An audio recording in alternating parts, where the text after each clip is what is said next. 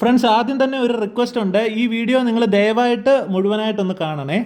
ഒരുപാട് ടോയ് വണ്ടികൾ റെഡിയാക്കി എടുക്കാൻ വേണ്ടി കൊറിയറായിട്ട് നമ്മളുടെ അടുത്തേക്ക് വരാറുണ്ട്.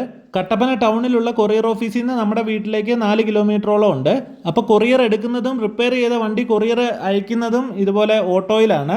അപ്പോൾ ഓട്ടോ ചാർജും നമ്മൾ കൊടുക്കേണ്ടതായിട്ട് വരും. പലരും ഇതുപോലെയുള്ള ടോയ് വണ്ടികൾ റിപ്പയർ ചെയ്ത് എടുക്കാൻ വേണ്ടി സർവീസ് ചാർജ് എത്രയാകുമെന്നാണ് ആദ്യമേ തന്നെ വിളിച്ചിട്ട് ചോദിക്കുന്നത്. അത് കേൾക്കുമ്പോൾ തന്നെ നമുക്ക് മനസ്സിനൊരു ബുദ്ധിമുട്ടാണ്. അവർ സർവീസ് ചാർജ് ചോദിക്കുന്നതിൽ യാതൊരു തെറ്റുമില്ല. എങ്കിൽ പോലും നമ്മുടെ വീഡിയോസ് കാണുമ്പോൾ നിങ്ങൾക്ക് മനസ്സിലാവും എത്രത്തോളം ജോലി ചെയ്തിട്ടാണ് നമ്മൾ ഓരോ വർക്കുകളും ഫിനിഷ് ചെയ്യുന്നതെന്ന്.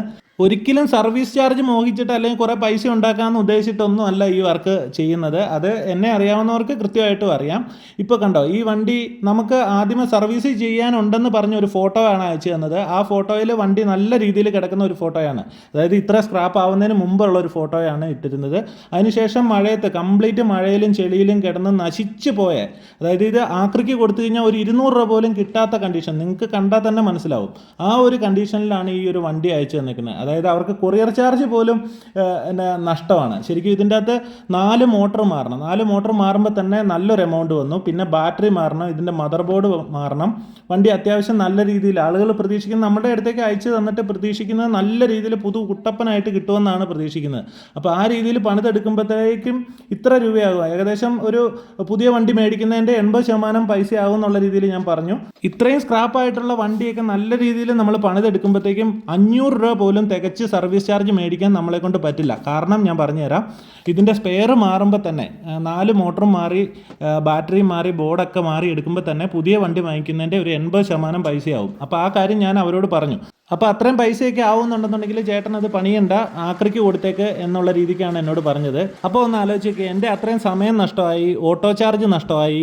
പല പേരൻസും ഒരുപാട് കഷ്ടപ്പെട്ടിട്ടായിരിക്കും അല്ലെങ്കിൽ ഗൾഫിൽ കിടന്ന് അധ്വാനിച്ചിട്ടൊക്കെ ആയിരിക്കും ഇതുപോലെയുള്ള വണ്ടികളൊക്കെ പിള്ളേർക്ക് വേണ്ടിയിട്ട് വാങ്ങിച്ചു കൊടുക്കുന്നത്. അവർക്കതിൻ്റെ വാല്യൂ അറിയത്തില്ലാത്തതുകൊണ്ട് അവരത് നശിപ്പിച്ച് കളയും. അപ്പോൾ ഇത്രയും സ്ക്രാപ്പൊക്കെ ആയിട്ട് കിടക്കുന്ന വണ്ടികളോട് വാങ്ങിച്ചു കൊടുത്ത പേരൻസായ നിങ്ങൾക്ക് ഒരു സെൻറ്റിമെൻറ്റ്സ് ഉണ്ടെങ്കിൽ മാത്രം അത് നന്നാക്കി എടുക്കുക, ഇല്ലെങ്കിൽ സ്ക്രാപ്പിൽ തന്നെ കളയുക. എൻ്റെയൊക്കെ ചെറുപ്പത്തിൽ ഉത്സവപ്പറമ്പിൽ നിന്ന് കിട്ടുന്ന 10 രൂപയുടെ വണ്ടി പോലും വാങ്ങിച്ചു തരാനുള്ള ഒരു സെറ്റപ്പ് ഒന്നും എൻ്റെ പേരൻസിനൊന്നും ഇല്ലായിരുന്നു. ഇതൊക്കെ കേട്ട് കഴിഞ്ഞ് കഴിഞ്ഞാൽ ഇപ്പോഴത്തെ പിള്ളേർ വിശ്വസിക്കുക പോലും ഇല്ല, വെറുതെ തള്ളുന്നതാണെന്നേ അവർ പറയത്തുള്ളൂ. അതുകൊണ്ട് തന്നെ ഈ വണ്ടി സ്ക്രാപ്പിൽ കളയാൻ എനിക്ക് മനസ്സ് വരുന്നില്ല. ഇനി ഒരാഴ്ച പണിയെടുക്കേണ്ടി വന്നു കഴിഞ്ഞാലും മാക്സിമം ബഡ്ജറ്റ് കുറച്ച് ഈ വണ്ടി നല്ല അടിപൊളിയായിട്ട് നമ്മൾ പണിതെടുക്കും.